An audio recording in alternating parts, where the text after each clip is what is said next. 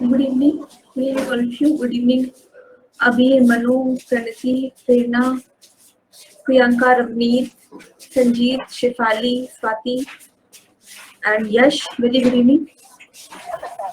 Good evening ma'am. और studies going? Abeer, आप 2 दिन दिखे नहीं। नो मैम, क्लास में थे। आप थे? यस नहीं, मैम। आपने बच्चे Abir Barman. Exam, what are you doing these days?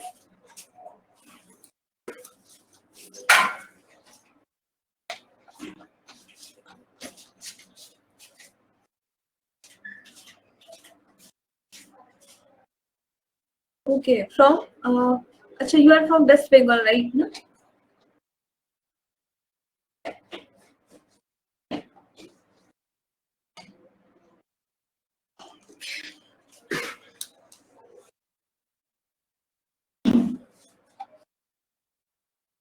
So we have started atmosphere. कल हमने एटमॉस्फेयर के बारे में आपसे बातें शुरू कर दी थी। तो एटमॉस्फेयर को हमने ये समझा था कि what is atmosphere? Atmosphere is nothing but a collection of gases, a group of gases which is encompasses the earth like a blanket, जो कि अर्थ के चारों तरफ एक ब्लैंकेट की तरफ से रहता है, उसको एटमॉस्फेयर कहते हैं। अब इसके बाद हमने ये भी समझा था कि एटमॉस्फेयर का रोल क्या है। ठीक है, एटमॉस्फेयर के रोल के बाद हमने ग्रीन हाउस कंपोजिशन समझा था। फिर ग्रीन हाउस गैस इफेक्ट के बारे में समझते समझते हमने ये समझा था कि कैसे जो ग्रीन हाउस गैस एक नेचुरल फिनोमेना है, और ये जो नेचुरल फिनोमेना है वो किस लिए होती थी? ताकि जो हमारे अर्थ का टेम्परेचर है वो मॉडरेट या ऐसा जो ह्यूमन लाइफ को सस्टेन कराने में हेल्पफुल हो, वैसा बना रहता है, राइट। लेकिन कुछ ऐसे ह्यूमन इंड्यूस्ड रीजंस होते हैं जिनकी वजह से जब ग्रीन हाउस गैसेस एटमॉस्फेयर में बढ़ जाती हैं, जिसकी वजह से क्या हो जाता है? Global warming. क्योंकि ग्रीन हाउस गैसेस की टेंडेंसी क्या होती है कि ये क्या करती है? हीट को ट्रैप कर देती है, राइट। तो इतना हमने समझ लिया था। फिर हमने स्ट्रक्चर ऑफ द अर्थ भी समझ लिया था, ट्रोपोस्फेयर, स्ट्रेटोस्फेयर, है ना, ये सारा कुछ कर लिया था। आज से हमें ये शुरू करना है factors affecting temperature distribution, right. इसके पहले अगर आपका कोई डाउट है then you can ask, then we will move forward. कोई डाउट है कल के लेक्चर में? मनु, प्रणति, प्रतिभा, प्रियंका? हाँ, मैम ब्राउन कार्बन क्या है मैम? ब्राउन कार्बन, और उसके बाद हाँ, इसमें एक देखो ब्राउन कार्बन रहता है और एक कहीं कहीं आप देखोगे तो रेड भी रहता है। ठीक है, तो एक्चुअली जो ये आपकी हाँ, ब्लैक कार्बन, ब्राउन कार्बन, और उसके बाद आपका कहीं कहीं यहाँ पे रेड कार्बन का भी रहता है। तो बाकी जो ब्लैक कार्बन, ब्राउन कार्बन की जो स्मोक से निकलता है उसको एक्चुअली ब्लैक कार्बन कहते हैं, और जो भी ये प्लांट के जो रेजिड्यू होते हैं जब उनको बर्न करते हैं तो वो ब्राउन कार्बन होता है, राइट। तो ये वाला जो भी आपका पोर्शन है ये सारा कुछ रिलेटेड है आपकी इकोलॉजी वाले सेक्शन से। तो जो मैंने आपको कल कहा था ना कि कुछ जो ट्रीटीज है ना, जैसे आपका मॉन्ट्रियल ट्रीटी हो गया, क्योटो प्रोटोकॉल हो गया, अर्थार हो गया, तो वो जब करेंगे तो पोल्यूशन ट्रीटीज उसको लेके क्या क्या हो रहा है वो सारा कुछ एक दो लेक्चर में वो कर लेंगे कवर। ठीक है, और कोई डाउट है? गुड इवनिंग करेंगे। क्वेश्चन शीट कब देने वाले हैं? आज मतलब कल देंगे, तो आपको सैटरडे संडे में आप कर लीजिएगा उसको, मंडे को डिस्कस कर लेंगे। ठीक है, और कुछ? मैम ये हमारा अभी 5:30 से 6:30 वाला क्लास सुबह नहीं हो सकता है क्या? बेटा अब ये तो वो टीम ही बता सकती है, जो हम मतलब हमें भी शेड्यूल ही मिलता है आपकी तरह की, ये टाइमिंग है, इस टाइम पे लेना है। सुबह ज्यादा अच्छा रहता है ना? हाँ, अभी बहुत लेट हो जाता है। हाँ, और ज्योग्राफी सब्जेक्ट भी ऐसा है कि थोड़ा सा दिमाग फ्रेश हो तो जल्दी समझ में आए। हाँ, कल आपको पूरी कंपाइल्ड नोट्स भी दे देंगे। 10 से 11, 10:30 से 11:30 जो हम पहले पॉलिटी करते थे वो बेस्ट था। फिर पॉलिटी नहीं ठीक आपका। मैम रोमा मैम से बात किया था मैंने, एक्चुअली इवनिंग को थोड़ा दिक्कत होता है कभी कभी अटेंड करने के लिए, तो रोमा मैम बोली कि एक्चुअली 3 बैच शायद ज्वाइन किया है, तो दूसरा कोई टाइम स्लॉट नहीं है, इसीलिए इवनिंग को ही टाइम स्लॉट है बोल के। मैं भी बात कर लेती हूँ, एक बार पूछती हूँ कि अगर मान लो कि नहीं भी 10 बजे है तो 12 बजे भी होगा तो भी ठीक है। जी मैम, ठीक है, पूछती हूँ, मैं भी पूछूंगी। 12 बजे तो हमारे बैच की रेगुलर क्लास होती है। अच्छा, कितने सारे इश्यूज हैं। जैसे अगर कोई ऐसा सब्जेक्ट हो जिसको शाम को शिफ्ट किया जा सकता है तो उसको सब्जेक्ट को शाम में शिफ्ट कर देते हैं, और ये थोड़ा इम्पोर्टेंट है इसको जल्दी कर देते हैं। पूछूंगी मैं, आज वो शेड्यूल बनाएंगी तो आज ही पूछ लूंगी। देखिए अब आ जाते हैं फैक्टर अफेक्टिंग टेम्परेचर डिस्ट्रीब्यूशन। तो कल हमने क्या समझा था कि ये जो आपके कि जो ग्रेट डिवाइड होता है, ग्रेट सर्कल, वो इमेजिनरी लाइन जो अर्थ को दो बराबर पार्ट्स में डिवाइड करती है, वो करती है, पार्टीशन करती है, उसको हमने कहा था ये इक्वेटर है। और वो जो इक्वेटर है ये क्योंकि अर्थ क्या है वो टिल्टेड है और 23 डिग्री एंगल से वो जो है टिल्टेड है। हाँ, तो अब क्या होता है कि आप इस डायग्राम से समझिए कि ये सनरे है। सनरे जब आ रही है तो सबसे कम आप देखो तो सबसे लो एंगल बनता है उसका सनरेज का, वो बनता है आपका पोल्स पे, और जो सबसे मैक्सिमम आपका बन रहा है वो इक्वेटर पे। तो इसलिए जो इक्वेटर का जो आप टेम्परेचर है, इक्वेटर का टेम्परेचर हमेशा ही मॉडरेट बना होता है। इक्वेटर जहां से भी इक्वेटर जाती है वर्ल्ड मैप में देखिए,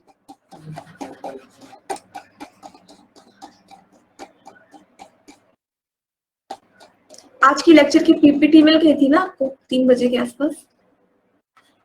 ये है जहां से भी ये इक्वेटर जाती है तो जितने भी कंट्री इस इक्वेटर से जाते हैं, देखो जैसे कि सबसे पहले इक्वेडोर गया, ठीक है, इक्वेटर के बाद पेरू भी थोड़ा सा टच करता है, इक्वेडोर, कोलंबिया, गुयाना, जहां से भी इक्वेटर पास हो रही है, ये जितनी भी कंट्रीज है इनका टेम्परेचर मतलब पूरे ईयर वैसा ही बना रहता है। क्यों?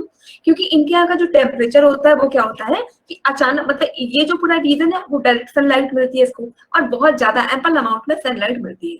जब एम्पल अमाउंट में सनलाइट मिलती है तो यहाँ पे होता क्या है कि अचानक जब पूरा कल भी हमने समझा था कि जो अर्थ की हीटिंग होती है वो कैसे होती है, शॉर्ट वेव रेडिएशन जो सन से अर्थ की तरफ आता है उससे अर्थ की हीटिंग नहीं होती, बल्कि जब लॉन्ग वेव रेडिएशन अर्थ सन को वापस करती है उससे अर्थ की हीटिंग होती है। जैसे ही लॉन्ग वेव रेडिएशन अर्थ से वापस जाती है तो ये जो इक्वेटर वाला इक्वेटर का जहां से जा रही है वहां पर मैक्सिमम हीट होती है।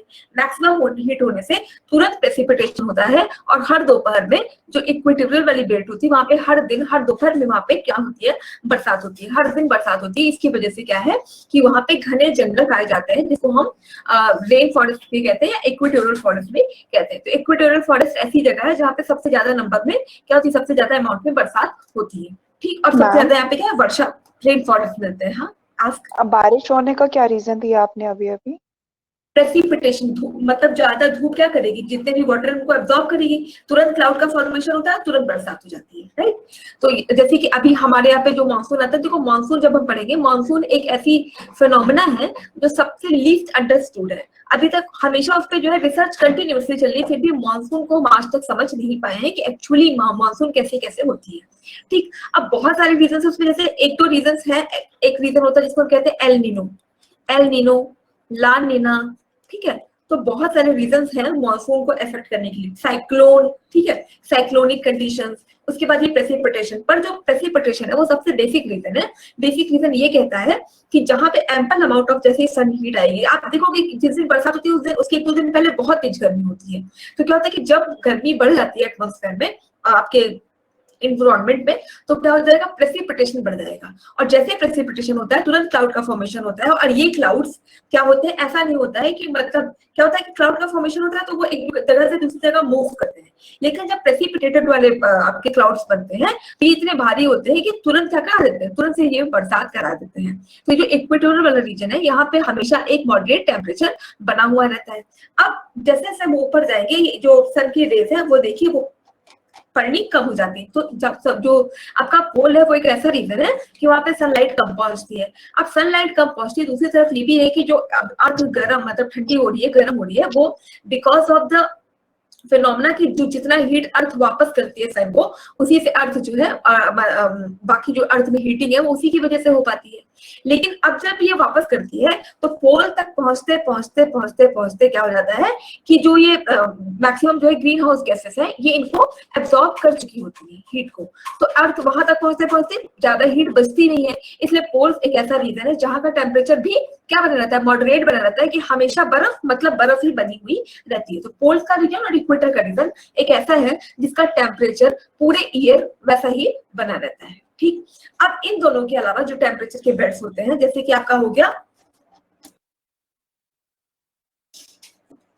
ये वाला रीजन और ये वाला, ये दोनों ऐसे रीजन्स हो गए जहां का टेम्परेचर पूरे ईयर वैसा ही बना हुआ रहता है। तो पहले का रीजन क्या हुआ कि इक्वेटर में क्या है कि इक्वेटर जहां से पास होती है वहां पे मैक्सिमम सनलाइट जा रही है, यहाँ पे मैक्सिमम सनलाइट जा रही है। अब क्योंकि यहाँ पे मैक्सिमम सनलाइट जा रही है इसलिए हर दोपहर में बरसात होगी और हर दिन का टेम्परेचर लगभग वैसा ही बना रहता है, ठीक। और ये वाला जो है क्योंकि यहाँ पे भी जो सन रेज है जिस तरह से पहुंच रही है उसके अलावा अगर कुछ रीजन होता तो जो अर्थ एमिट करती है मतलब अर्थ तक जो आता है उसको शॉर्ट वेव रेडिएशन कहते हैं। शॉर्ट वेव रेडिएशन से अर्थ गर्म नहीं होती। अभी शॉर्ट वेव रेडिएशन से अर्थ इसलिए हीटिंग नहीं होती क्योंकि जो सन से आने वाली शॉर्ट वेव रेडिएशन है ये लॉन्ग डिस्टेंस कवरिंग रेडिएशन होती है।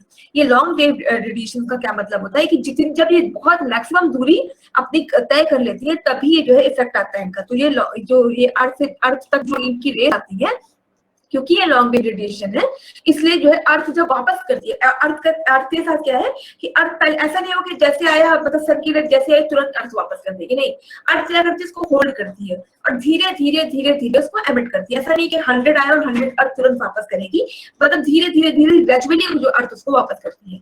और ग्रेजुअली जब अर्थ उसको वापस करती है तो हमने समझा था कि ट्री या आपके जो ग्रीन हाउस गैसेस होते हैं ये धीरे धीरे क्या करते हैं उस हीट को एब्जॉर्ब करते जाते हैं, ठीक। तो कहीं क्लाउड के फॉर्मेशन होगा उसी से, कहीं पे क्या होगा कि वो हीटिंग एब्जॉर्ब होगी, बाकी धीरे धीरे करके वो वापस होगी। अब यहाँ तक पहुंचते इतनी हीट नहीं बची होती है कि यहाँ के टेम्परेचर को वो थोड़ा बहुत भी स्लाइड चेंज हो गया तो स्लाइड चेंजेस को तो काउंट ही नहीं करते क्योंकि जो जितने भी ह्यूमैनिटीज के सब्जेक्ट है चाहे से आपका ज्योग्राफी हिस्ट्री पॉलिटी क्यों हुआ ये हमेशा लगभग की ही बातें करते हैं। तो ये जो ज्योग्राफी इसकी तो बिल्कुल ही लगभग की बातें करता है मतलब अबाउट। तो जब हम पोल तक पहुंचते तो इतनी हीट नहीं बचती है तो इसलिए पोल से भी आप देखो लगातार बर्फ बनी हुई होती है और जो इक्वेटर इसका भी टेम्परेचर हमेशा ही वैसा बना हुआ होता है। इसीलिए जो यहाँ पे आपके फॉरेस्ट मिलते हैं जिनको हम कहते हैं टुंड्रा फॉरेस्ट या बोरियल फॉरेस्ट, टुंड्रा फॉरेस्ट या बोरियल फॉरेस्ट इसको कहते हैं, ठीक। टुंड्रा जहाँ पे हमेशा बर्फ जमी हुई होती है, बोरियल भी कहते हैं इसको। अब जो आपके ये दोनों बच रहे हैं, एक जो टेम्परेट वाला बच रहा है और उसके बाद जहां से मतलब ट्रॉपिक ऑफ कैंसर और ट्रॉपिक ऑफ कैप्रिकॉर्न पास हो रही है, ये दो बेल्ट्स ऐसे हैं यहाँ के जो बेल्ट्स है यहाँ का ही जो टेम्परेचर होता है वो कम या ज्यादा होता रहता है। अब यहाँ का जो टेम्परेचर कम या ज्यादा होता रहता है वो इसलिए नहीं कि सन की जो रेज है वो इसको इफेक्ट करती है, इसके पीछे भी बहुत सारे रीजन है। क्योंकि जो आपके मैक्सिमम पॉपुलेशन पाई जाती है पूरे वर्ल्ड की वो लगभग इस वाले पूरे बेल्ट में और इस वाले पूरे बेल्ट में ही मिलती है। देखिए कैसे तुरंत ऊपर नहीं जाता।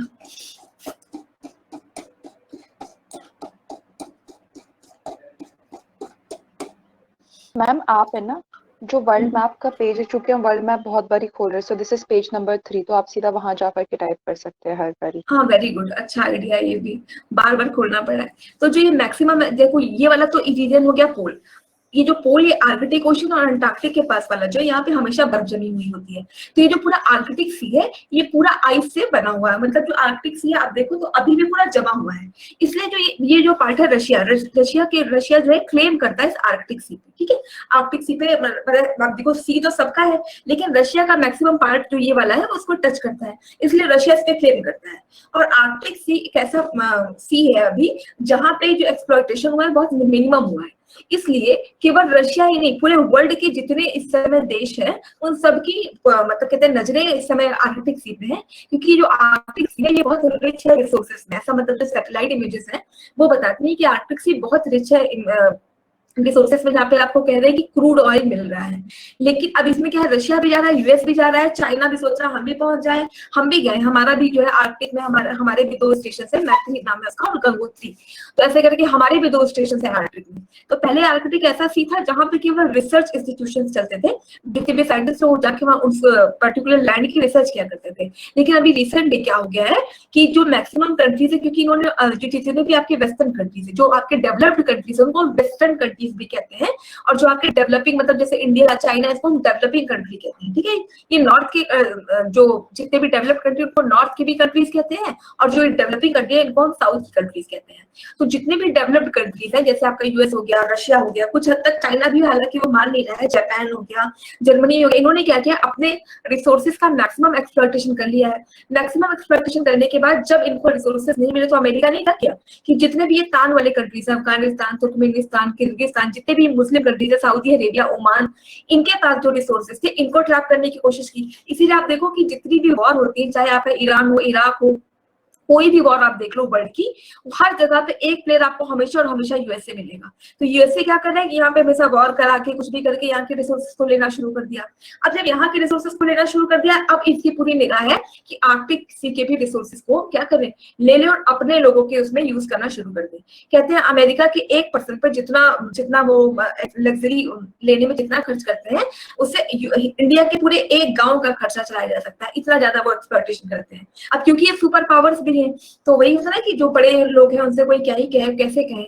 तो यूएस भी पहुंच रहा है, रशिया भी पहुंच रहा है, और जितने छोटे देश है हमारा भी है, तो हम सब लोग अपना स्टेक चाहते हैं आर्कटिक ओशन में। और अभी आर्कटिक ओशन में प्रॉपर एक्सप्लॉयटेशन नहीं हुआ है। खैर हम आ जाते हैं टॉपिक पे। तो आर्कटिक ओशन, अंटार्कटिक ओशन ऐसे हैं जहाँ पे लगातार बर्फ जमी हुई होती है। अब ये वाला जो पोर्शन है वो केवल यहीं पे नहीं, थोड़ा थोड़ा नीचे भी आता है। तो जो आपका रशिया वाला पार्ट है, रशिया के ऊपर, मतलब ये नदन वाला जो रशिया है, ये क्या है, यहाँ पे भी बर्फ जमी हुई होती है। इसलिए आप रशिया के लोगों को देखो, वहां पे जो नॉर्मल टेम्परेचर होता है कि मतलब मॉडरेट टेम्परेचर जो होता है वो भी 3-4, इससे ज्यादा नहीं होता, कि 3-4 उनका वो मॉडरेट टेम्परेचर है। वो कौन सा तो गेम हुआ था ना रशिया में, आई थिंक कौन सा गेम हुआ था अभी थोड़े दिन पहले, रशिया में एक गेम हुआ था ना, जैसे आपका कॉमनवेल्थ होता है वैसे एक और भी गेम होता है। तो रशिया में होता है, जब वहाँ का मॉडरेट, हल्का सा टेम्परेचर मॉडरेट हुआ तो वहाँ पे वो उस तरीके के गेम कराए गए थे। इसीलिए वहाँ पे आप देखो तो रशिया के लोगों की आंखें बहुत छोटी छोटी होती है, क्योंकि ठंडी इतनी ज्यादा होती है, उनकी आंखें बिल्कुल सिकुड़ी हुई होती है। इसी तरह जो ये आपका ग्रीनलैंड वाला पार्ट है, इधर से कनाडा वाला पार्ट है, ये सारा कहीं ना कहीं उसी पोलर रीजन के ही कॉन्टेक्ट में रहता है। अब जो वर्ल्ड की मैक्सिमम पॉपुलेशन है वो लगभग इन जगहों पे पाई जाती है, यहाँ पे और यहाँ पे सबसे डेंस, ठीक है, यानी इक्वेटर के नीचे वाले और इक्वेटर के ऊपर, यानी कि पोल के बाद 23 to 66 डिग्री और इधर से 23 to 66 डिग्री, यही पे सबसे ज्यादा पॉपुलेशन पाई जाती है। अब ये तो जरूर है कि सन रेज तो जरूर इफेक्ट करती है हमारे यहाँ के प्रेसिपिटेशन और टेम्परेचर को, फिर भी इसके अलावा क्योंकि यहाँ पे ये ऐसी जगह है जहाँ पे सबसे डेंस पॉपुलेशन पाया जाता है। अब जब पॉपुलेशन डेंसिटी इतनी ज्यादा है तो कई ऐसे ह्यूमन रीजंस हैं जो यहाँ के टेम्परेचर को क्या करते हैं, स्लाइटली चेंज, कम या ज्यादा करते रहते हैं। कैसे, जैसे अब ये ह्यूमन लोग जाते, जब ह्यूमैनिटी थोड़ी यहाँ पे बढ़ गई, पॉपुलेशन बढ़ गया, तो इन्होंने क्या किया, यहाँ के ट्रीज को बहुत ज्यादा कट किया है। ट्रीज को कट करने की वजह से भी गर्मी बढ़ी है। इसके अलावा ये भी है कि ये लोग क्या करते हैं, एक्सपोर्ट इम्पोर्ट करने के लिए भी लगातार क्या करते हैं, जो आपके वाटर रिसोर्सेज है इनको भी एक्सप्लॉइट कर रहे हैं। तो धीरे धीरे जो वाटर रिसोर्सेज इनको भी सिकोड़ा जा रहा है। इसके अलावा अभी थोड़े दिन पहले एक चाइना ने क्या किया कि इन्होंने एक आर्टिफिशियल आइलैंड भी बना दिया, कि अब जब क्योंकि जमीन ही नहीं बची लोगों को बसाने के लिए, तो ये क्या कह रहे हैं कि हम आइलैंड बना देते हैं। एक अभी आर्टिफिशियल आइलैंड बनाने की बात हुई और इस पे जो है बहुत सारे कंट्रीज सामने आए, उन्होंने कहा है कि ऐसे आइलैंड बनाने को रोका जाए, कि अभी जो थोड़ा बहुत सी बचा भी है उस पर अगर इन्होंने आर्टिफिशियल आइलैंड इन्होंने बनाया तो बाकी देश भी बनाएंगे, तो वाटर रिसोर्सेज भी कम हो जाएंगे। तो वाटर, एयर, जितने भी नेचर की चीजें हैं, इसको जब ह्यूमन वाले जो रीजन है वो इफेक्ट करते हैं, इसकी वजह से भी टेम्परेचर पे क्या होता है, इफेक्ट पड़ता है। तो ये जो सारे रीजंस है वो हो गए आपके टेम्परेचर को इफेक्ट करने वाले रीजंस। आ जाते हैं आगे।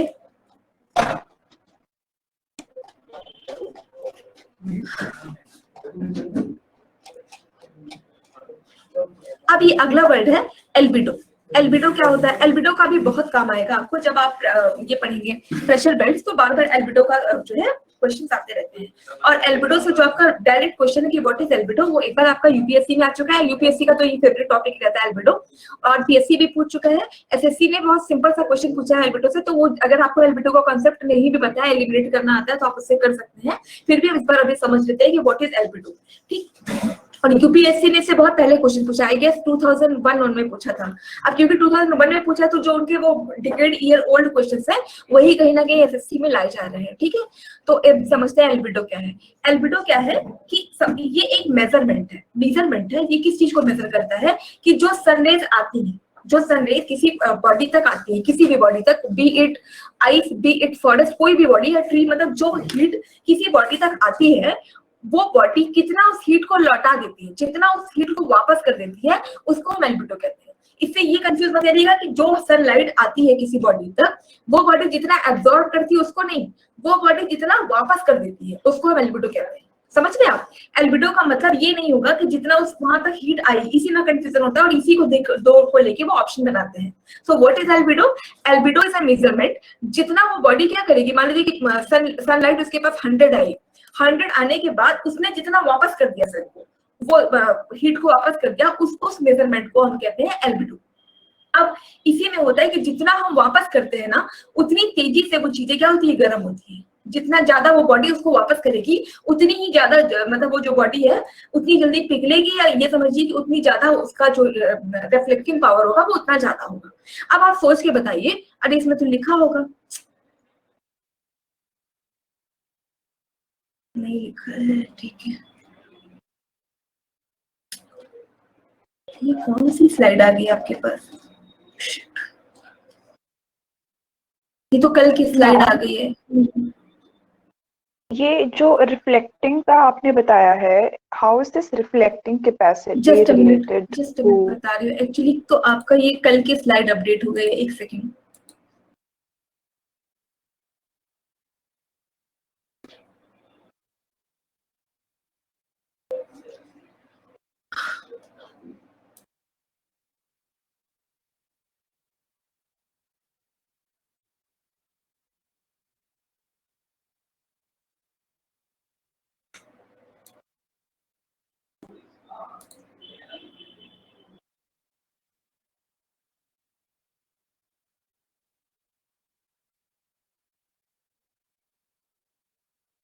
बेटा आप लोगों के पास शीट गई होगी ना आज, वो उसकी लेक्चर की, पीपीटी की?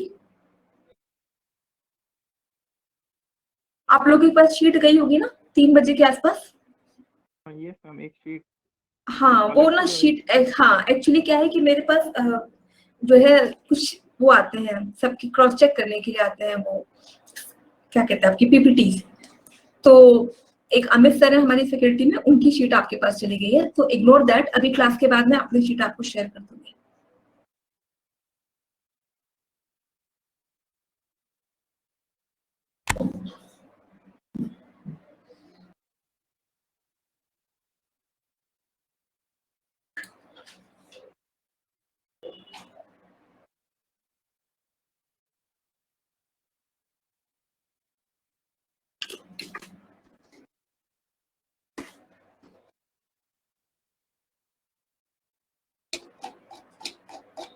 ये वाली शीट है आपकी, आज अभी मैं जाके कर देती हूँ इसको, ठीक है? वैसे यहाँ पे दिख रहा है।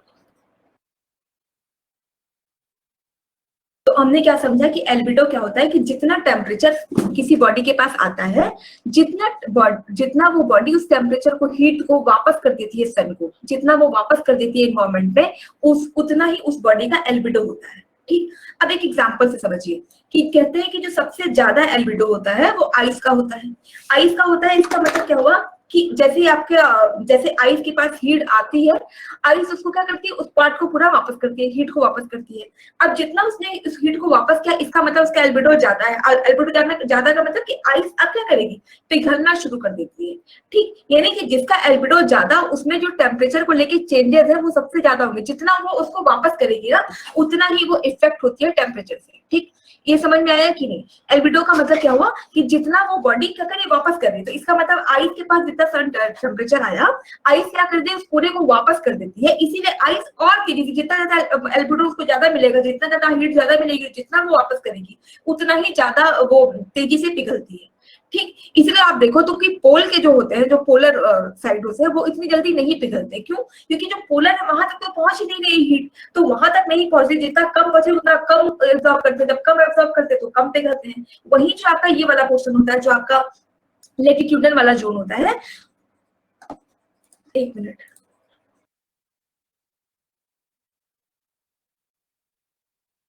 पूरा समझा भी, मतलब कि जितना ये जो जितना ज्यादा वो वापस करती है, उतनी तेजी से पिघलती है। अब इसका मतलब ये हुआ कि जो, हाँ प्लीज आप दिखाई नहीं दे रहा है।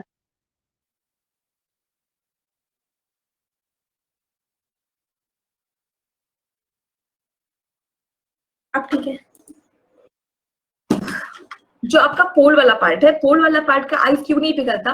क्योंकि जब जहां जो ये पोल है, तो पोल तक तो जब अर्थ की हीट है वो पहुंचते पहुंचते टाइम लगेगी। तो पोल तो इतना ज्यादा, जो पोल के आइस कैप है वो उतना ज्यादा हीट को क्या करते हैं, वापस नहीं कर पाते, इसलिए जो पोलर आइस है वो उतनी तेजी से नहीं पिघलती। वही अगर आप जो ये आपका लैटिट्यूडनल जोन होता है, इक्वेटोरियल जोन होता है, इक्वेटोरियल जोन में अगर आप आइस देखो तो आइस क्या करती है, जितना ज्यादा वो एब्जॉर्ब करेगी उतनी तेजी से पिघलेगी। इसीलिए आप देखो गर्मियों में क्या होता है कि आपकी जो आइसक्रीम है बहुत तेज मेल्ट होती है। क्यों? क्योंकि क्या होगा कि वो हीट को एब्जॉर्ब करेगी, जितना हीट उसने एनवायरमेंट को वापस कर दिया, जितनी तेजी से वापस करेगी उतनी जल्दी पिघलेगी। तो कहते हैं कि सबसे ज्यादा आपका जो एल्बिडो है वो आइस का होता है, और जो सबसे कम एल्बिडो है वो सॉइल का होता है। जो आपकी क्ले होती है ना उसका सबसे कम होता है, क्योंकि वो ज्यादा रखती नहीं, वो उतना ही। इसलिए जो आपका पेड़ है, जो आपकी ट्रीज है, वो सॉइल में क्यों ग्रो कर पाते हैं, क्योंकि वो उतना ही हीट उनको देती है, उतनी जितनी एनर्जी की रिक्वायरमेंट है उतना ही सॉइल क्या करती है, ट्रैप कर पाती है। और उसमें भी जो ब्लैक सॉइल है उसको आपको पता है कि ब्लैक सॉइल सबसे ज्यादा फर्टाइल है, तो उतना ही वो जो टेम्परेचर है, मॉडरेट टेम्परेचर है, वो बना पाती है प्लांट्स के लिए। इसलिए जो ब्लैक सॉइल है वो कहते हैं कि आपके कॉटन के कल्टीवेशन के सबसे इंपॉर्टेंट है, कि अगर बरसात बहुत ज्यादा हो जाती है तो कॉटन की जो आपकी क्रॉप है वो खत्म हो जाती है। क्यों? क्योंकि उतना ज्यादा फिर ज्यादा उसको मतलब हीट है वो मिलेगी ही नहीं। जब हीट नहीं मिलेगी तो जो क्रॉप्स है वो कहीं ना कहीं एकदम बर्बाद हो जाती है। ठीक, एल्बिडो समझ में आया आपको? एल्बिडो क्लियर हुआ? कोई डाउट है इसमें? इसे इतना मतलब इतना ही इसमें याद रखिएगा, एल्बिडो वो नहीं होता है जो वो एब्जॉर्ब करती है, एल्बिडो वो होता है जो उसको वापस करती है। ठीक, समझ में आया? तो ये क्वेश्चन करिए, क्या होगा इसका answer? The amount of visible radiation reflected by the earth is called albedo. albedo। अब इसमें भी दो चीजें होती हैं, जो एल्बिडो अर्थ के एल्बिडो से रिलेटेड है, अर्थ जितना वापस करती है उसको हम कहते हैं टेरेस्ट्रियल एल्बिडो कहते हैं। जो अर्थ की एल्बिडो होती है उसको टेरेस्ट्रियल एल्बिडो कहते हैं, और बाकी जो जितने भी प्लैनेट्स होते हैं उनके उन तक भी सन की लाइट, तो सन की जो हीट है वो पहुंचती ही है, उसको हम एस्ट्रोनॉमिकल एल्बिडो कहते हैं। ठीक, अब एक क्वेश्चन ये है, थोड़ा इसको सोच के बताइए। Which one of the following reflect back more sunlight as compared to other three?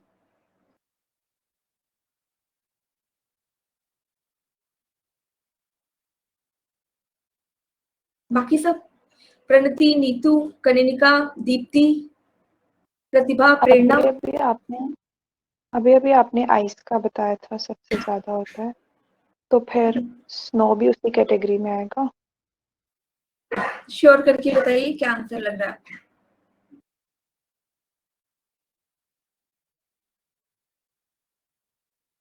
सबका सी आ रहा है? संदीप, मनु, मानसी, रवनीत। सी आएगा मैम, मोर सनलाइट बोल रहे हैं ना, रिफ्लेक्ट मोर सनलाइट। तो प्रेरणा कंफ्यूजन क्यों हो रही है? सी लगाओगे कि नहीं आप? जब तक आप कंफर्म नहीं करेंगे मैं तो सी मार्क कर दूंगी, जब तक आप कंफर्म नहीं करेंगे। सी ही इसका आंसर होगा। ये जो क्वेश्चन इस तरीके से बनाए जाते हैं ताकि हम कंफ्यूज करें, कि लिखा रहता है कि स्नो, अब हम पढ़ के गए हैं आइस, लेकिन हमने क्या समझा था एलिमिनेशन मेथड में, कि हम उस ऑप्शन के साथ जाएंगे जो सबसे ज्यादा। सैंडी डेजर्ट तो गर्म होती है ना, आप देखो जब उसे पैर रखो, वो जो अगर आप राजस्थान गए हो या पाकिस्तान नहीं गए होंगे तो भी बालू में तो पैर रखा ही होगा। गर्मियों में कितने ज्यादा गर्म होते हैं, तो कहाँ पिघलते हैं, वो तो हीट एब्जॉर्ब कर रहे हो, तो ये तो होगा नहीं। पैडी क्रॉप ये भी नहीं हो सकते। पैडी क्रॉप अगर होते तो पैडी क्रॉप में इतना ज्यादा पानी भरा जाता है, ठीक है, जितने भी आप पैडी फील्ड देखो उसमें हर वक्त पानी भर के रखे उसपर टेम्परेचर को मॉडरेट करने के लिए, तो ये भी नहीं हो सकते। प्रेयरी लैंड तो हमने कहीं पढ़ा ही नहीं है, तो ये भी नहीं होगा, और ऑब्वियसली आपका सी बच रहा है। ठीक, और ये क्वेश्चन ये जो है यही वाला यूपीएससी का क्वेश्चन है जो आया हुआ है। इसका मतलब क्लियर हो गया ना, बाकी सब कुछ समझ में आ गया इधर से। मानसी ने आंसर नहीं दिया आज। मैम है, आपने आंसर नहीं दिया? मैम दिया है। देखो, हाँ दिया है। हाँ संजीत, आप कुछ पूछ रहे थे। मैम ये जो एल्बिडो है एक मेजरमेंट है ना मैम, इसका कोई यूनिट है? बिल्कुल सेम नहीं, मेजर नहीं, कोई यूनिट नहीं है इसकी। इसको बस इतना, इसको सीधे लिखते ही है, 39 यूनिट, 40 यूनिट, आइस का हो गया आपका 100 यूनिट, ठीक है, ऐसे ही लिखते हैं। 100 यूनिट ऑफ एल्बिडो ऐसा करके बोलेंगे। 100 unit, what is the albedo of ice, तो 100 यूनिट्स। 100 unit, okay okay. इससे बहुत टफ क्वेश्चंस तो नहीं बनेंगे, but you should aware of this things. तो अगर ये वाला क्वेश्चन मैंने आपको इसलिए डाल के दिया था कि बहुत टफ आएगा तो ये आएगा, इससे ज्यादा टफ नहीं बनना है। ठीक,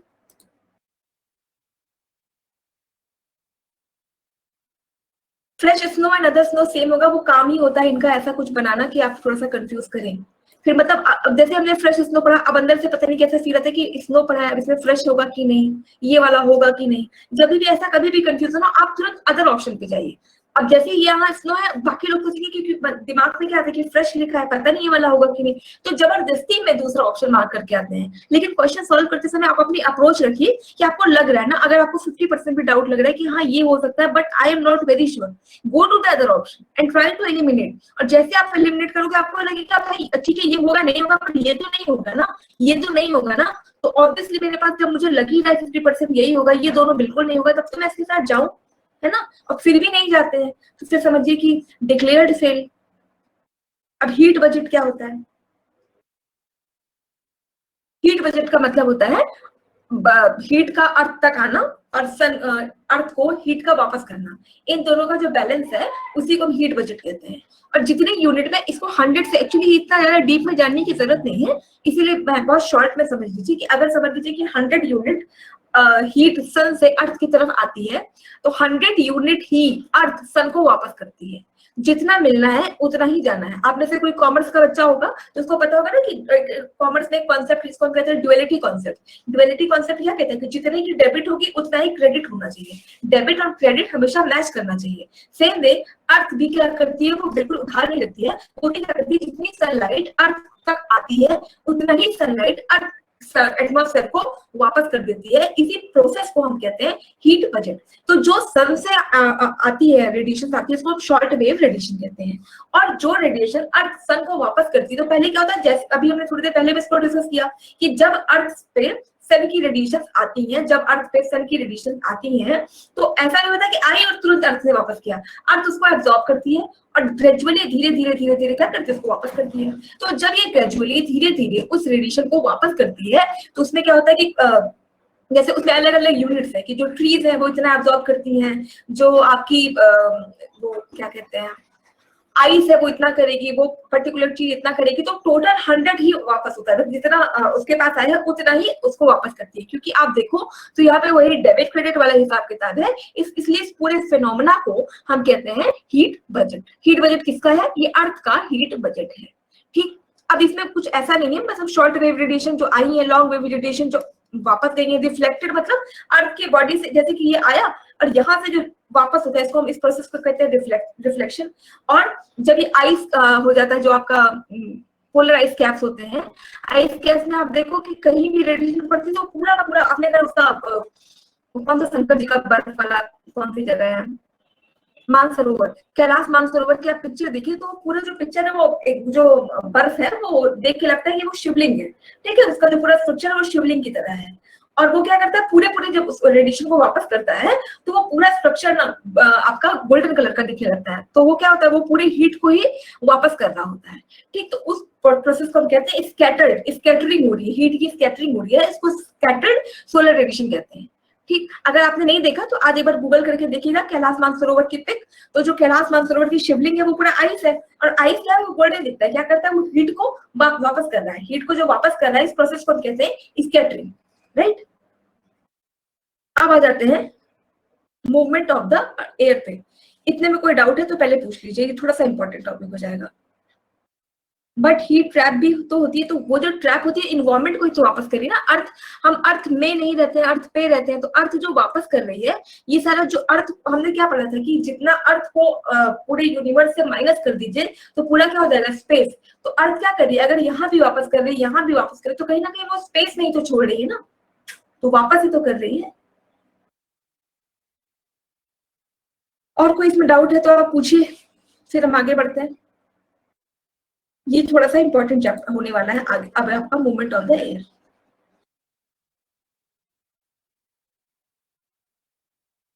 नो डाउट, सब क्लियर है? प्रियंका, रवनीत, संदीप, शेफाली,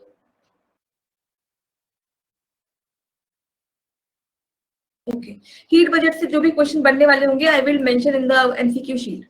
जो कल आपकी एमसीक्यू शीट जाएगी उसमें आपके एटमॉस्फेयर के भी क्वेश्चंस होंगे, और वो शुरू का जो आपका लिथोस्फेयर थोड़ा सा पड़ा है उसके सारे क्वेश्चंस होंगे। तो अगर कोई डाउट होगी तो फिर वो मंडे को क्लियर कर लेंगे। और उसमें मैम हो सकता है कुछ क्वेश्चंस आपको ऐसे मिले, एक मिनट, हो सकता है कुछ क्वेश्चंस ऐसे हो सकते हैं जो अभी आपको हो सकता है आपको ना समझ में आए, ठीक है। तो कुछ आए हुए क्वेश्चंस होंगे not from the assessee but various others examination जो इस साल हुए होंगे उसके कुछ क्वेश्चंस होंगे। अगर वो नहीं भी आते हैं फिर भी आप उसको अटेम्प्ट करने की कोशिश जरूर करिएगा। और कैसे? वही ऑप्शंस को एलिमिनेट करके, ठीक। अगर थोड़ा सा भी आप दिमाग लगाओगे तो वो क्वेश्चन हो जाएगा, अदरवाइज नहीं होगा तो मंडे को तो वी विल डिस्कस। अब you will ask Sanjeet, ask. Ma'am last slide में थोड़ा जाइएगा, प्रीवियस स्लाइड। एक सेकंड जी। मैम जो हीट जो मेनली हीट होता है ना मैम, तो लॉन्ग वेव के लिए होता है ना, लॉन्ग वेव रेडिएशन के लिए जो आती है उसको हम शॉर्ट वेव रेडिएशन कहते हैं, शॉर्ट जो वेव। अर्थ वापस तो जाती है उसको लॉन्ग वेव रेडिएशन कहते हैं। जी मैम, तो यहाँ पे जो सेकंड पॉइंट है, the atmosphere is mainly heated bye, यहाँ पे शॉर्ट वेव भी दिया है। द शॉर्ट वेव अर्थ तो मैम रिमूव्ड, देखो एक सेकंड, जो आ रहा है उसको इंसुलेशन कहते हैं। The earth receives a certain amount of insulation, जिसको हम कहते हैं short wave, and gives back heat, जब उसने हीट को वापस किया into space by terrestrial radiation, इसको हम लॉन्ग वेव रेडिएशन कहते हैं। Through this give and take the heat budget of the earth maintains. अब क्लियर हुआ? Yes ma'am. ये जो नीचे दिया है थोड़ी देर नीचे जो दिया उसमें मैं बोल रहा हूँ, पॉइंट ए आपने बोला कि जो हीट जो जनरेट होता है that is because of long wave radiation. यहाँ पे पॉइंट ए में देखिए शॉर्ट वेव भी यहाँ पे अच्छा, mentioned है। The atmosphere is mainly heated bye, असल में ये सारे जो है चारों ही हीटिंग के पार्ट्स हो जाते हैं ना, मतलब चारों ही कंपोनेंट है भाई। वो आएगा ही नहीं शॉर्ट वेव रेडिएशन तो वो वापस करे क्या करेगी? तो ये चारों ही आपके कहीं ना कहीं हीट बजट में ये चारों ही रेडिएशन आती है, प्रोसेस में आती है। एक तो शॉर्ट वेव रेडिएशन भी आती है, लॉन्ग वेव जो अर्थ वापस करती है, ये चारों रेडिएशन इसका पार्ट ही इसलिए यहाँ पे दिया हुआ है। ये 4 तरह की रेडिएशन होती है इसलिए यहाँ पे Responsible है। है मतलब heating। क्या बेटा? मेरे को लगा ये एमसीक्यू है। नहीं एस एमसीक्यू तो अभी करेंगे इसको आगे। और कोई डाउट? शेफाली आपको क्लियर हो रहा है? आपकी आई गेस सेकेंड या थर्ड क्लास है ना? आंसर दिया था आपने क्वेश्चन का? हाँ दिया तो था, ठीक है। ये movement of the earth, sorry movement of the earth, movement of the air क्या होती है? देखो अर्थ की में एयर की मूवमेंट 2 रीजन से होती है। पहला जो रीजन है वो है प्रेशर, और जो दूसरा रीजन है वो है आपका cool and warm temperature. Pressure and the warm and cool temperature. Pressure का मतलब क्या होता है कि कहीं पे अर्थ का जो प्रेशर है वो बनता है हाई प्रेशर, कहीं होता है लो प्रेशर, ठीक। तो जो हमारा विंड है, जो भी आपकी मतलब एयर है, एयर के पास ये टेंडेंसी होती है वो कि वो हमेशा हाई टू लो ट्रेवल करती है। जो आपकी एयर है वो क्या करती है, हमेशा हाई प्रेशर से लो प्रेशर की तरफ जाने की कोशिश करती है हमेशा। पहला तो जो इसका मतलब हो गया movement of the earth air में जो पहला चीज जिसको अफेक्ट करती है वो है द प्रेशर। प्रेशर में हाई प्रेशर से लो प्रेशर एयर जाती है, और वो केवल एयर नहीं, वाटर भी क्या है, वाटर में हमेशा हाई प्रेशर से लो प्रेशर की तरफ जाता है। तो पहला हो गया प्रेशर। दूसरा क्या है कि कूल एंड वार्म, मतलब कूल एंड वार्म टेम्परेचर, कि जैसे ही हवा गर्म होती है तो वो ऊपर की तरफ उठती है, और ऊपर की तरफ जैसे जैसे जैसे जैसे वो उठती है तो वो ठंडी होने लगती है, ठीक। तो इसका मतलब क्या हुआ कि 2 तरीके से एयर की मूवमेंट हुई। तो पहला जो था वो प्रेशर, यानी हाई टू लो एयर का जो एयर का फ्लो है, तो वो कैसा था, हाई टू लो प्रेशर। पहला ये हो गया, इसकी वजह से मूवमेंट हुई। और दूसरा क्या हो, मूवमेंट का रीजन क्या है कि जैसे ही हवा गर्म होगी वो ऊपर की तरफ उठेगी, तो इसने भी क्या कर दिया, एयर में मूवमेंट ला दी। अब ये आपको बता क्यों रहे हैं, क्योंकि जब आप एयर प्रेशर अभी आगे पढ़ोगे उसमें यही 2 कॉन्सेप्ट काम आने वाले हैं। तो इसका मतलब हो गया कि जो ये प्रेशर की वजह से होता है, ये होता है हॉरिजॉन्टल।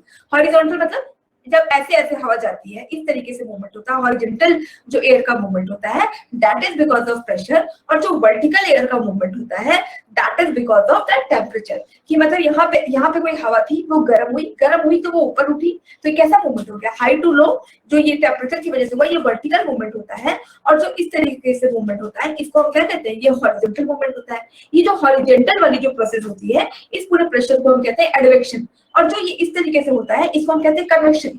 कन्वेक्शन में क्या होता है, जैसे अभी आप कभी आप गैस पे कुछ खाना गर्म करिए या पानी गर्म करिए, तो जो सबसे नीचे वाली लेयर होती है वो पानी की, वो सबसे पहले गर्म होगी, और जैसे वो गर्म होगी वो तुरंत ऊपर की तरफ चली जाएगी। फिर जो सेकंड मतलब उसके नीचे की का जो लेयर होगी वो आएगी, वो गर्म होगी, फिर वो ऊपर चली जाएगी। इसी तरीके से आपका पानी गर्म होता है, या आप कुछ भी बनाओ तो देखो उसमें जो प्रोसेस होता है गर्म होने का वो यही होता है, और उस प्रोसेस को हम कहते हैं कन्वेक्शन। अगर आप में से कोई साइंस का स्टूडेंट होगा तो आपने पक्का से 10th में ये पढ़ा होगा, एडवेक्शन कन्वेक्शन। कन्वेक्शन क्या, जो आपका पानी कुछ भी आप गर्म करो, पानी वानी उबालो, तो आप देखो क्या होगा कि जैसे पानी गर्म करो और हमें लगता है जो सबसे ऊपर है पानी में हाथ डालते हो तो तुरंत गर्म हो जाता है, वो बिकॉज क्या होता है जो सबसे नीचे वाली लेयर है वो सबसे पहले गर्म हुई और उसने तुरंत उसको ऊपर उठा दिया, है ना। नहीं तो ऐसा नहीं होता कि कभी कभी हम देखो पानी वानी गर्म करते तो हम हाथ डालते तुरंत हाथ हमारा गर्म हो जाता है और लगता है कि पूरा पानी गर्म है। पूरा पानी नहीं गर्म है, जो उसका सबसे ऊपर वाली लेयर है वो सबसे पहले नहीं गर्म हुई है, जो सबसे नीचे की लेयर थी वो गर्म हुई और उसने उसको ऊपर कर दिया। अब नेक्स्ट आई वो गर्म होगी फिर वो ऊपर उठ जाएगी, तो इस प्रोसेस को हम कहते हैं कन्वेक्शन। और जो हॉरिजॉन्टल मूवमेंट होता है इसको हम कहते हैं एडवेक्शन। कोई डाउट, क्लियर हुआ इतना?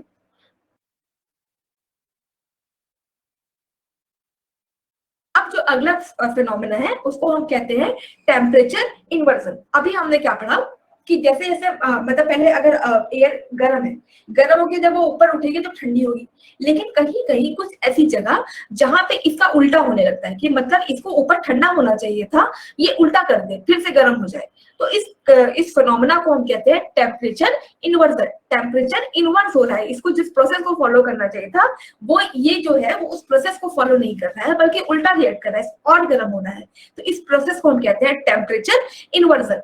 ठीक, अब एक टेम्परेचर इन्वर्जन होता क्या है, तो जो आपका ट्रोपोस्फेयर कहते हैं ट्रोपोस्फेयर में जब एक सर्टेन अमाउंट में पहुंच जाना है तो अब इसको ठंडा होना चाहिए लेकिन वो हीटिंग और होने लगती है, इसलिए जो आपका टेम्परेचर इन्वर्जन का जो हम सिनेरियो देखते हैं वो आपका ट्रोपोस्फेयर में देखते हैं। ठीक, अगर इतना क्लियर हो गया तो आप इस क्वेश्चन को करिए, नहीं क्लियर हुआ तो एक बार फिर से समझते हैं। समझ में आया? देखिए इस बार क्वेश्चन को देखिए, थोड़ा सा टफ लगे तो फिर भी समझने की कोशिश करिए। Consider the following statements about troposphere. पहली बात कह रहा है it contains approximately 99% of atmosphere, water vapour and aerosol. यहाँ पे 99% एटमॉस्फेयर है, वाटर वेपर से और एरोजोल से, इसीलिए यहाँ पे क्या बनते हैं, बादल बन जाते हैं, क्योंकि एरोजोल क्या करते हैं अपने चारों तरफ प्रेसिपिटेशन करा देते हैं। एरोजोल मतलब वो धूल के कण जिनके चारों तरफ बादल बनते हैं, वाटर वेपर वो ग्रीन हाउस गैसेस जिनके चारों तरफ बादल बनते हैं। इसका मतलब है कि 99% जो एटमॉस्फेरिक कंडीशन है वो आपके ट्रोपोस्फेयर में पाई जा रही है, पहली बात। दूसरा कह रहा है it is deeper in tropics, लगभग 12 मील 12 माइल, और पोल के पास ये कम होते हैं। तो कल हमने क्या पढ़ा था कि ट्रोपोस्फेयर की जो हाइट है वो डिफरेंट है, इधर 8 और 18, इसके जो रेशियो कहीं ना कहीं उल्टे सीधे लिखे रहते हैं, आप उसमें मत जाइए, आप इस स्टेटमेंट को समझने की बस कोशिश करिए कि पोल पे ट्रोपोस्फेयर कम है और इक्वेटर पे जो ट्रोपोस्फेयर है वो ज्यादा है। दूसरी बात कह रहा है, थर्ड है कि ट्रोपोस्फेयर एक ऐसा रीजन है जो टेम्परेचर के इन्वर्जन को फॉलो करता है। ट्रोपोस्फेयर एक ऐसा रीजन है जो टेम्परेचर के इन्वर्जन को फॉलो करता है। अब इन तीनों में से which of the statements is या are correct? क्या लगता है क्या आंसर होगा?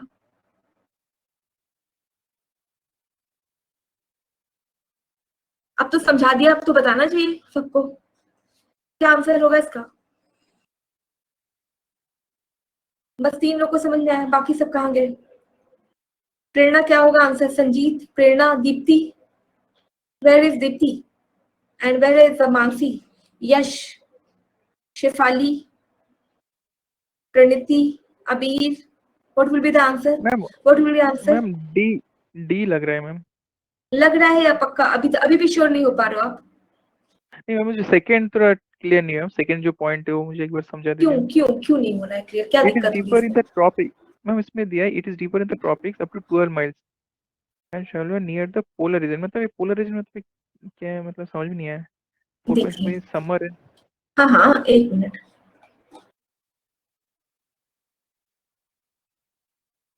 ट्रोपोस्फेयर हमने क्या पढ़ा था कि ये जो है अर्थ के आपके जहाँ पे वो इक्वेटर है वहां पे 18 किलोमीटर उसकी हाइट होती है, पोल्स पे सिर्फ 8 किलोमीटर हाइट होती है। और इसका मतलब कि जो इक्वेटर से जैसे जैसे बढ़ेंगे तो जो आपका 23 डिग्री 66 डिग्री इसको कहते हैं ट्रॉपिक्स। तो इसका मतलब हुआ कि सीधा सीधा ये स्टेटमेंट आपको सिर्फ कंफ्यूज करने के लिए बोल रहा है। आप बस इतना समझो कि ट्रॉपिक्स पे कहाँ गया क्वेश्चन, ट्रॉपिक्स पे ये 12 माइल है और आपके कभी भी डेटा में कोई छेड़छाड़ में कभी गलत नहीं करेंगे, और पोल्स पे कम है। इसका मतलब ये स्टेटमेंट कहीं ना कहीं सही नहीं लग रहा है आपको कि पोल पे देखो कम है, पोल पे कम है और ट्रॉपिक पे ज्यादा है। इसका मतलब ये बात तो सही लग रही है, लेकिन ये स्टेटमेंट सिर्फ और सिर्फ इसलिए डाला गया है ताकि आप कंफ्यूज कर जाओ, क्योंकि हम तो भाई यही रट के आए थे कि इक्वेटर और पोल, अभी ट्रॉपिक दे दिया तो हम क्या करते हैं इसको छोड़ देते, जरूर गलत होगा। गलत नहीं है। आप सोचो इक्वेटर से जब पोल की तरफ जा रहे हैं तो धीरे धीरे कम हो रहा है, तो अगर इक्वेटर पे 18 था ऑब्वियसली जब उससे धीरे धीरे ऊपर की तरफ जाएगा तो कम ही तो होता जाएगा ना, 18 है तो जरूर 12 होगा, ठीक है। अब एकदम से डेटा को लेके वो कभी गलत नहीं करते, वो भी आप पता है वो इंसानों के एग्जाम ले रहे हैं, रोबोट्स का नहीं। तो इसका मतलब ये भी स्टेटमेंट आप थोड़ा सा दिमाग लगा के सोचो तो समझ में आ जाता है। सेकंड वाला सही लग रहा है? जी मैम। कनिनी का क्या दिक्कत हो रही है इसमें? सेकंड पार्ट कह रहा है कि पोल के पास उसकी जो हाइट है वो कम होती है। यही तो हमने समझा था कि ट्रोपोस्फेयर इक्वेटर के पास क्या है, मैक्सिमम हाइट लिए हुए है, पोल्स के पास कम हाइट लिए हुए हैं। यही तो ये कह रहा है। क्या दिक्कत हो रही है इसमें? आप समझ में आया? समर विंटर वाला ये just to confuse in summer and in distinct in winter, मतलब जैसा समर में रहता है वैसा विंटर में रहता है। क्लियर हुआ?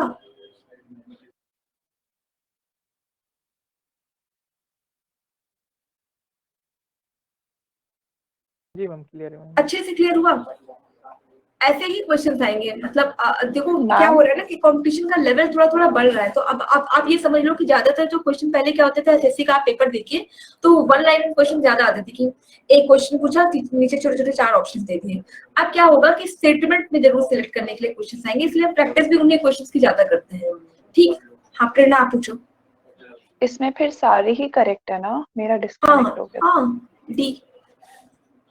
और टेम्परेचर ऊपर जाते जाते कम ही होता जाता है, बट ट्रोपोपोज पे ज्यादा होने लगता है स्ट्रेटोस्फेयर में। हाँ, कि उल्टा हो जाता है, मतलब होना तो ये चाहिए कि जैसे हम ऊपर जाएंगे टेम्परेचर कम होना चाहिए, लेकिन ट्रोपोस्फेयर में क्या होता है कि ये कंडीशन उल्टी हो जाती है, इसलिए इस प्रोसेस को हम कहते हैं टेम्परेचर इन्वर्जन, और होता है ट्रोपोस्फेयर में। तो ट्रोपोस्फेयर ट्रोपोपॉज में ऐसा होता है। और एक और सिचुएशन है, लेकिन आप ट्रोपोपॉज वाला ही याद रखो। ट्रोपोपॉज इसका इंपॉर्टेंट कंडीशन है, इसी के बेसिस पे आपको एक क्वेश्चन सॉल्व करना था। उसके बाद जब हम ऊपर जा रहे होते हैं तो फिर फिर दोबारा सही प्रोसेस आ जाती है, फिर कम होने मतलब लगता है। हाई हो गया, फिर कम कहाँ से होगा दोबारा? ट्रोपोपॉज खत्म, फिर स्ट्रेटोस्फेयर।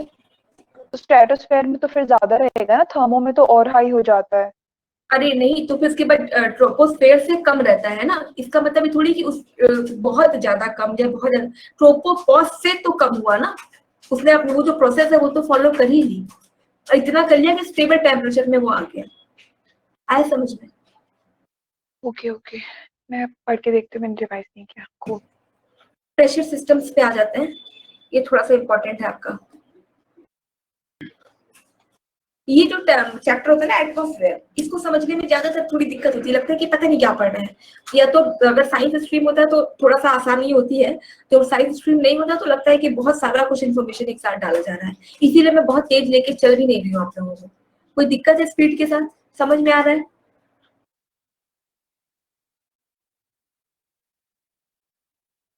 सबको?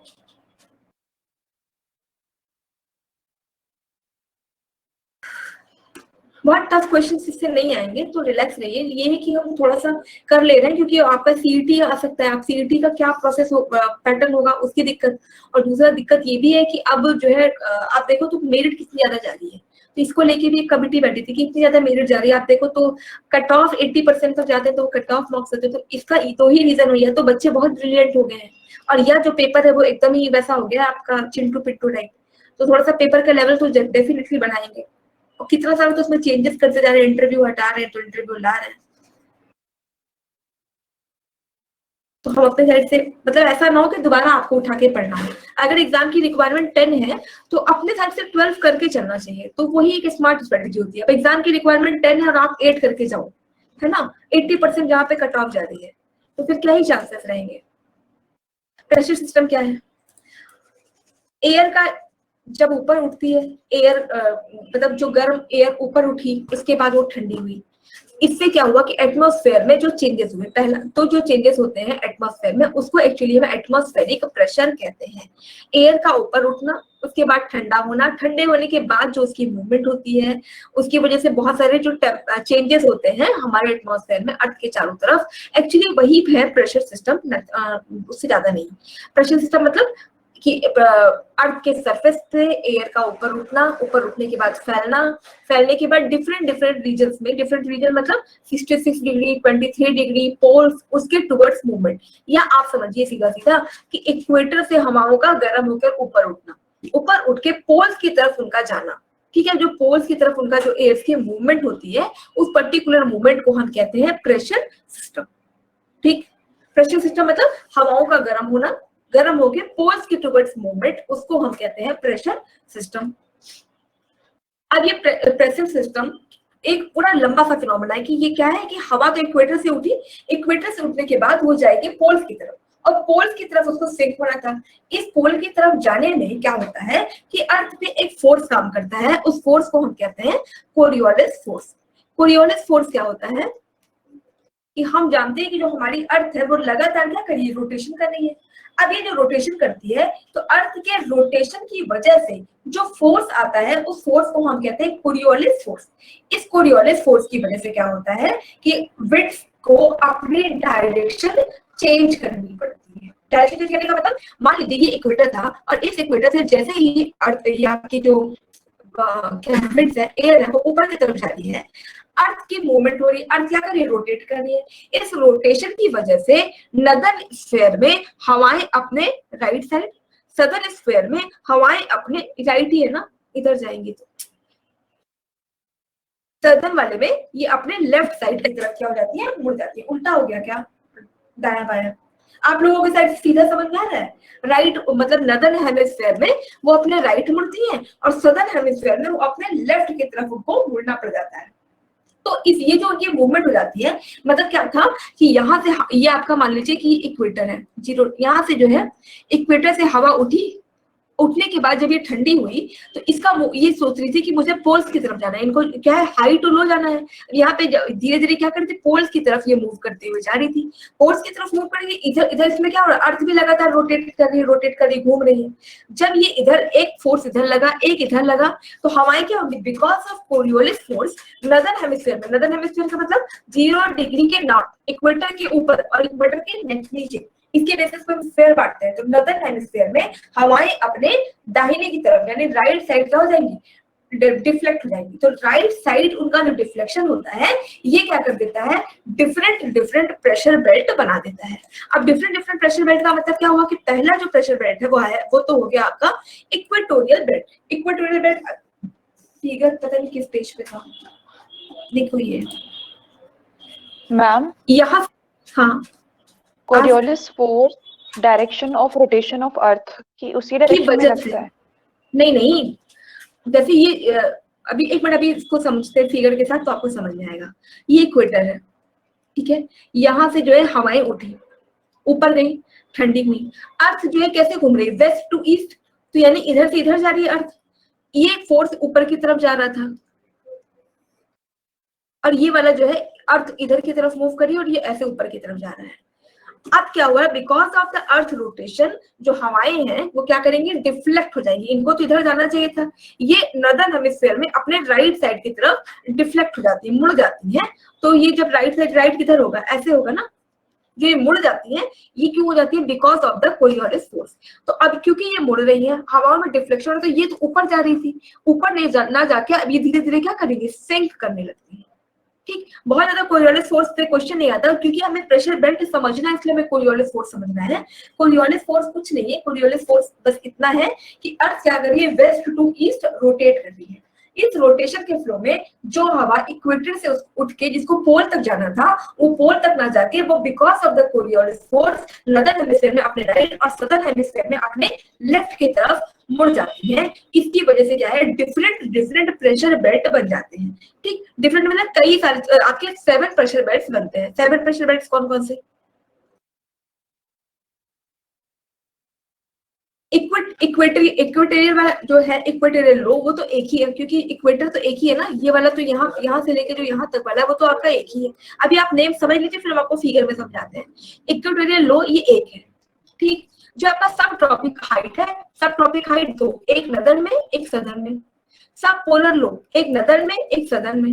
पोलर हाइट, एक नदर्न पोल एक सदर्न पोल, तो ये 6 हो गए और एक इक्वेटर, तो टोटल कितने प्रेशर बेल्ट्स हो गए? There are 7 pressure belts because of क्यों 7 प्रेशर बेल्ट? कि अब ये जो हमने क्या समझा कि हवाएं हैं, हवाएं इक्वेटर पे गर्म होती है, गर्म होने के बाद वो ऊपर उठती है, ऊपर उठने के बाद जो हवा ऊपर उठी वो कोशिश करती है कि अब मुझे पोल्स के टुवर्ड्स मूव करना है, पोल्स के टुवर्ड्स मूव करना है, और अर्थ जो है कि वेस्ट टू ईस्ट क्या कर रही है? घूम रही है। घूमने के बाद जब ये हवाएं ऊपर उठी because of that Coriolis force, और वो कोरियोलिस फोर्स क्यों बना? वो कोरियोलिस फोर्स इसलिए बना क्योंकि अर्थ क्या कर रही है? रोटेट कर रही है, और जैसे ये ऊपर उठी, उठने के बाद कोरियोलिस फोर्स लगा, इसने क्या कर दिया? हवाओं को राइट साइड में डिफ्लेक्ट कर दिया, तो ये पोल्स की तरफ नहीं जा पाए। इसने क्या कर दिया? डिफरेंट प्रेशर बेल्ट्स में अर्थ को डिवाइड कर दिया, और हमारे पास टोटल 7 प्रेशर बेल्ट्स होते हैं। अब ये 7 प्रेशर बेल्ट्स यहाँ से समझिए फिगर से। ये हो गया आपका एक प्रेशर बेल्ट इक्वेटोरियल, ये वाला जो होता है यहाँ से और यहाँ से इसका डिवीजन है, तो ये तो 6 और ये पूरा जो बेल्ट है, टोटल कितने बेल्ट हो गए आपके? 7 प्रेशर बेल्ट्स बन जाते हैं। आई बात समझ में? क्लियर हुआ? इतना क्लियर हुआ? इसको अच्छे से समझते जाइएगा, क्योंकि जो आपका मॉनसून है वो भी कहीं ना कहीं इसी से, मॉनसून वाला जब चैप्टर हम पढ़ेंगे ना तो भी इसका यूज आएगा, आप ओशन पढ़ोगे तो भी इसका यूज आएगा। कहीं भी डाउट है अभी पूछ के क्लियर कर लीजिए, इसको बहुत अच्छे से समझिएगा प्रेशर बेल्ट। और सबसे ज्यादा किसी बच्चे को प्रॉब्लम होती है तो प्रेशर बेल्ट समझना है। पूरा एटमॉस्फेयर इजी लगता है, सिर्फ प्रेशर बेल्ट अच्छे से समझ में नहीं आता और हम बार बार भूलते हैं। ठीक है, तो इसको बहुत अच्छे से क्लियर करिएगा।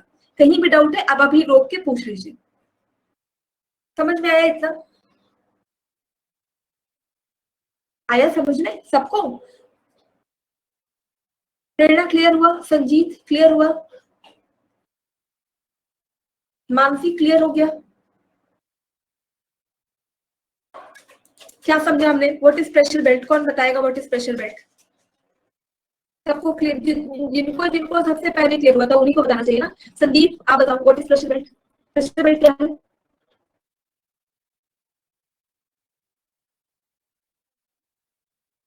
I am waiting.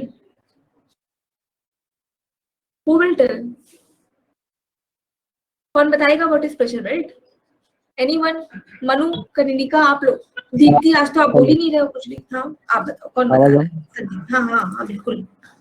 मैं थोड़ा मीन्स बाहर था तो एक कॉर्नर ढूंढ रहा था।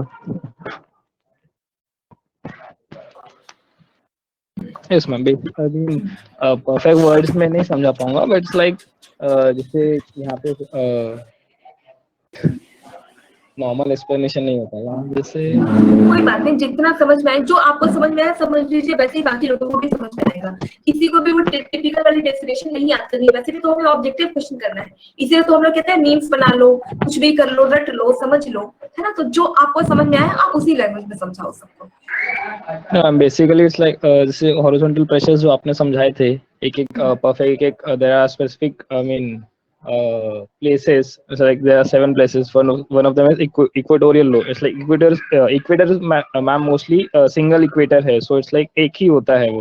And other things are like subtropical highs. Those are 2. One is northern hemisphere, other is southern. And then there are subpolar lows. That is southern and northern. And then there are polar highs. There are I mean north pole, and the other one is south pole. Total 7 pressure belt है। Yes ma'am. Pressure belt क्या है? मतलब what is pressure belt? Actually अगर genuinely समझे तो क्या होता है प्रेशर बेल्ट? प्रेशर बेल्ट कुछ और नहीं, हवाओं का गर्म होना, पोल्स की तरफ जाना। पोल्स की तरफ जाने में क्योंकि कोरियोलिस फोर्स लग जाता है इसलिए वो पोल्स की तरफ नहीं जा पाती और वो डिफ्लेक्ट हो जाती है। इसे डिफ्लेक्ट होने की वजह से अर्थ पे प्रेशर बेल्ट्स बन जाते हैं, और वो टोटल 7 प्रेशर बेल्ट्स बनती हैं, जिसमें इक्वेटर का वाला पूरा एक ही रीजन हो गया, बाकी जो है सब नॉर्दर्न और सदर्न में बटे हुए हैं। और कोई दिक्कत सबको? अब क्लियर हुआ? मैम रिवीजन से हो जाएगा। कथा की तरह सुनते रहते हैं ना आप लोग, और ऐसा पता लगता है कि सब आ रहा है, और जब फिर वापस पढ़ेंगे तो दिक्कत होने लगेगी। इसलिए अगर कोई दिक्कत है तो पूछ लीजिए, फिर आगे बढ़ते हैं। दीप्ति आज आप कुछ बोल नहीं रहे हो?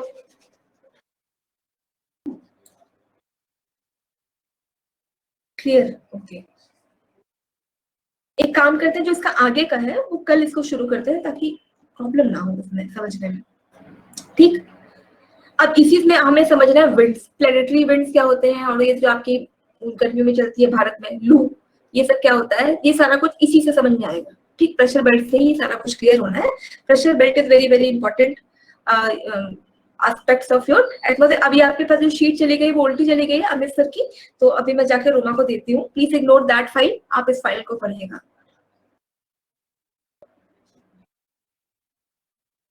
ठीक, सो दैट्स फॉर टुडे।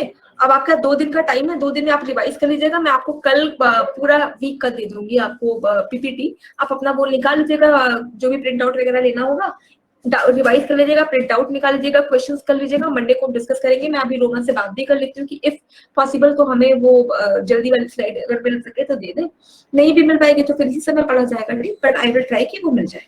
ठीक है, तो अभी यहीं पे खत्म करते हैं, बाकी जो भी है वो मंडे को डिस्कस करेंगे। आपका क्वेश्चंस जो आपके पास सीट जाएगी उसको जरूर से कर लीजिएगा। ठीक है, क्वेश्चन जरूर से कर लीजिएगा। क्वेश्चन अगर नहीं भी आते हैं तो वही एलिमिनेशन करने की कोशिश करिएगा, और तो कहीं ना कहीं वो चीजें आपको पता जरूर होंगी। ठीक, फिर भी आप कोशिश करिएगा कि उस क्वेश्चन को करिए जरूर।